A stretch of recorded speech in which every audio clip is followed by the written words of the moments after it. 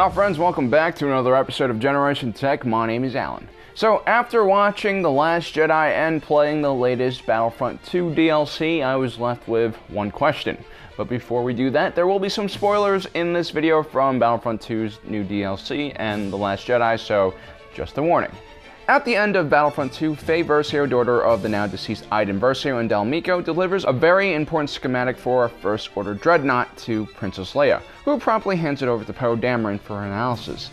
As we predicted, Poe would go on to use this information to carry out a very bold and successful attack on that same ship. Look, Princess, I love you and I respect you, but Poe Dameron was right. If he and all those bombers hadn't taken out the dreadnought, well, the movie would have been over in like 20 minutes. Anyway, after delivering the crucial message, Leia tells Fay to go off into the unknown region and find allies for the Resistance. Allies in the Outer Rim. I need a team to go find them. I know you're tired. I know you've already fought and lost so much, but I need you to keep going. Can you do that?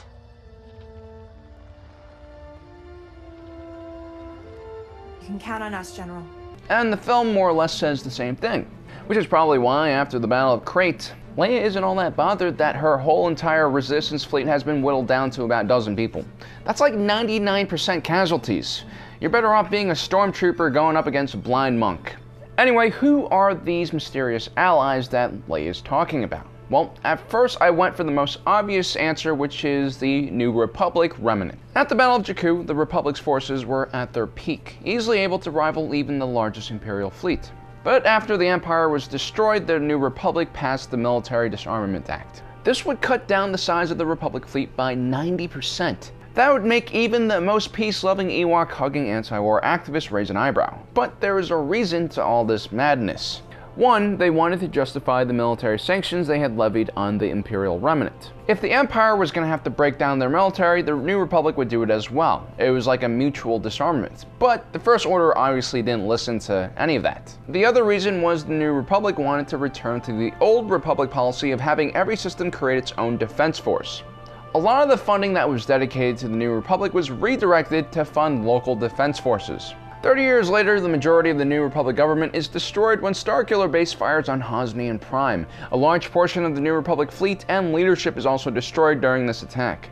Subsequently, Inferno Squad recovers data indicating that the First Order is much larger than anyone ever realized. They have a huge amount of stormtroopers and a fleet of capital ships that could easily take over the galaxy. The remaining New Republic forces are now scattered across the galaxy and under siege by the First Order. While it's possible some pockets of resistance might make it back to Leia's own resistance, I don't think they're the allies she's been looking for. By decentralizing the military might of the New Republic, Mon Mothma might have inadvertently saved the New Republic. On their own, these local systems' defense forces might be too weak to face the First Order.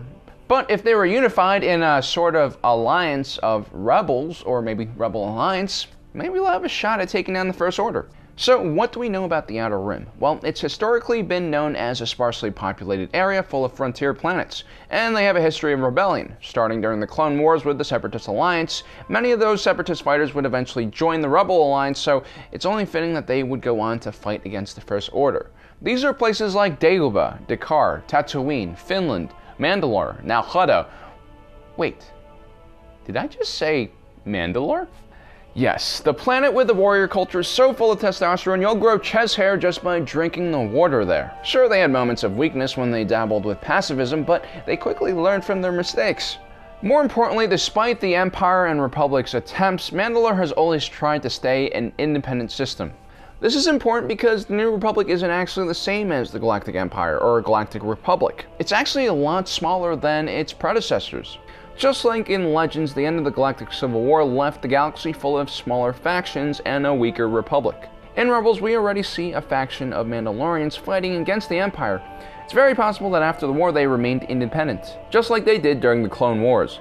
Mandalore at the time led the Council of Neutral Systems, which had over 1,500 members in it. I personally love the idea of Mandalorians returning to Star Wars. They're one of my favorite factions in the galaxy. Their Mandalorian armor served as one of the influences for the clone armor and later on Stormtrooper armor.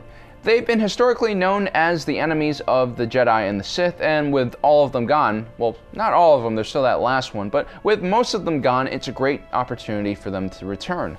Their warriors are all about quality over quantity, so they fit right in with the Resistance. Star Wars loves for its heroes to be ridiculously outnumbered and survive solely using plot armor. But now with fully equipped Mandalorians and Beskar armor, it might not even be necessary to give them any plot armor.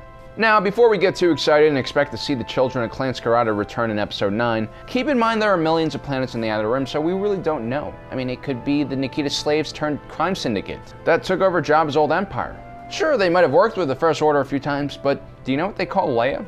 The Hutt Slayer. They love her. She's a legend. Or maybe it's Lando and Maz running around assembling an army of pirates. Yeah, that's a thing.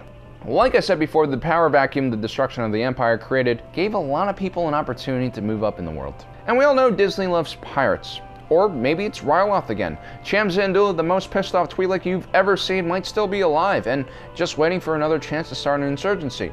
I mean, other than being an exotic dancer, becoming freedom fighter is pretty much the only other occupation on this planet. Or maybe it's our blue friends from the unknown region, the Chiss. As far as I know, Thrawn hasn't died. But then again, the 4th season of Rebels ain't over yet.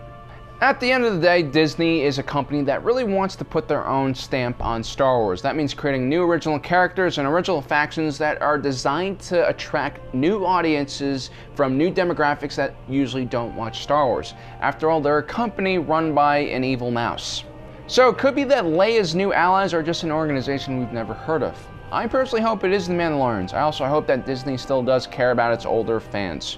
Who knows? Let me know in the comment section what you think. I am a little more confused about this now that I've done this video. This is what usually happens. But I would like to remind you guys, I got 3 predictions right about The Last Jedi. One was that Rey's parents are just scavengers. And number 2 was Kylo will kill Snoke. And what was the third one? Oh yes, and the third one was that Rey and Kylo would join forces together and fight those Red Guards in that last scene. Well guys, thanks for joining us today. If you're watching this, you are Generation Tech.